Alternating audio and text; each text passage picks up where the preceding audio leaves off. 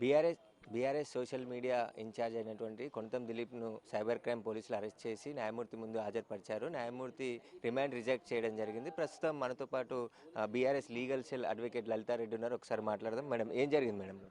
Actually ఇప్పుడు judge గారు లోపలికి పిలిచిన తర్వాత రిమాండ్ ఏదైతే ఉందో రిజెక్ట్ చేశారు. రీజన్ ఎందుకు రిజెక్ట్ చేయడానికి రీజన్ ఏంటంటే ఆల్రెడీ హైకోర్టు ఆర్డర్స్ ఉన్నాయి దీంట్లో. క్లియర్గా రెండు సిఆర్ఎల్పిలో ఏంటంటే ఈ మొత్తం క్రైమ్ ఏదైతే ఎఫ్ఐఆర్ నంబర్ 2317 ఆఫ్ 2024 అని ఉంది. సో ఆ 2317 ఆఫ్ 2024లో కంప్లీట్గా స్టే ఆల్ ఫర్దర్ ప్రొసీడింగ్స్ అని చాలా క్లియర్ ఆర్డర్ ఉంది. సో ఆ క్లియర్ ఆర్డర్ ఉన్నదాన్ని కూడా పోలీసులు ఫాలో కాలేదు. అదేవిధంగా యాక్చువల్లీ ఈరోజు మార్నింగ్ మేము 11:45కి అరౌండ్ కొనతం దిలీప్ గారితో కలిసి I went to police cyber crimes police station. అంటే ఒకటి ఆర్డర్ ఉంది యాక్చువల్గా రిట్ పిటిషన్లో వాళ్ళు లుకౌట్ నోటీస్ పెడితే దాని ప్రకారం ఏంటంటే కంప్లైంట్ చేయడానికి వెళ్ళాం. డైరెక్ట్గా హానరబుల్ హైకోర్టు ఏదైతే ఉందో డైరెక్షన్ ఇచ్చారు, వెళ్ళి అపియర్ అవ్వండి, అపియర్ అయ్యి ఆర్డర్ కాపీ చూపించండి అనేసి.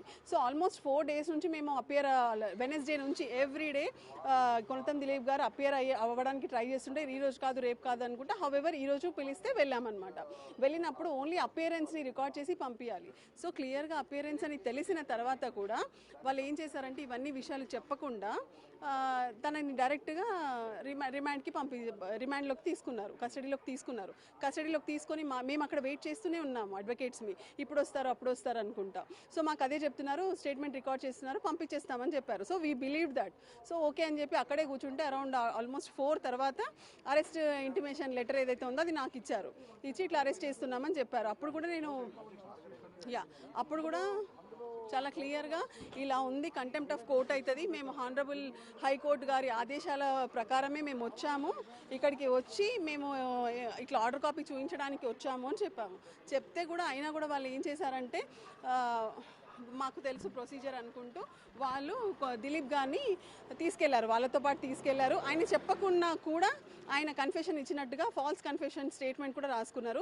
సో ఇవన్నీ విషయాలు మాకు వచ్చిన ఆర్డర్ కాపీ ఏదైతే రిట్ పిటిషన్లో ఓన్లీ అపియర్ అవ్వమన్నారు, స్టే ఉంది దాంట్లో కూడా ఏంటంటే 28కి డేట్ ఇచ్చారు. రిట్ పిటిషన్లో ఎల్ఓసి ఏదైతే ఉందో 28 వరకు స్టే ఇచ్చుకుంటూ వెళ్ళి కోర్టు వారి ఆజ్ఞ ప్రకారమే మేము వెళ్ళాము. యాక్చువల్గా సైబర్ క్రైమ్స్ ఆఫీస్కి వెళ్ళి కోఆపరేట్ చేద్దాము, సో ఇవన్నీ ఆర్డర్ చూపిద్దామని వెళ్తే అక్రమంగా అరెస్ట్ చేశారు. సో అలా జరిగింది. ఇప్పుడు ఆర్గనైజ్ క్రైమ్ కు పాల్పడుతున్నాడు, సోషల్ మీడియాలో పోస్టులు పెడుతున్నాడు అని చెప్పేసి చెప్తున్నారు. యాక్చువల్గా ఏంటంటే ఇది ఇంటెన్షనల్. ఇప్పుడు ఈ ఎఫ్ఐఆర్లో మీరు చూస్తే ఎఫ్ఐఆర్లో ఆ సెక్షనే లేదు. అంతకుముందు వేరే అక్యూజ్డ్ ఎవరైతే ఉన్నారో తనని రిమాండ్ చేసినప్పుడు కూడా ఈ ఆర్గనైజ్డ్ క్రైమ్ది సెక్షన్ పెట్టలేదు. ప్లస్ ఎప్పుడైతే కోర్టుకి ఇంకో ఇద్దరు కోర్టుకి అప్రోచ్ అయ్యి స్టే ఆల్ ఫర్దర్ ప్రొసీడింగ్స్ అని ఆర్డర్ తీసుకొచ్చారు. అప్పుడు కూడా ఈ సెక్షన్స్ ఏమీ లేవు.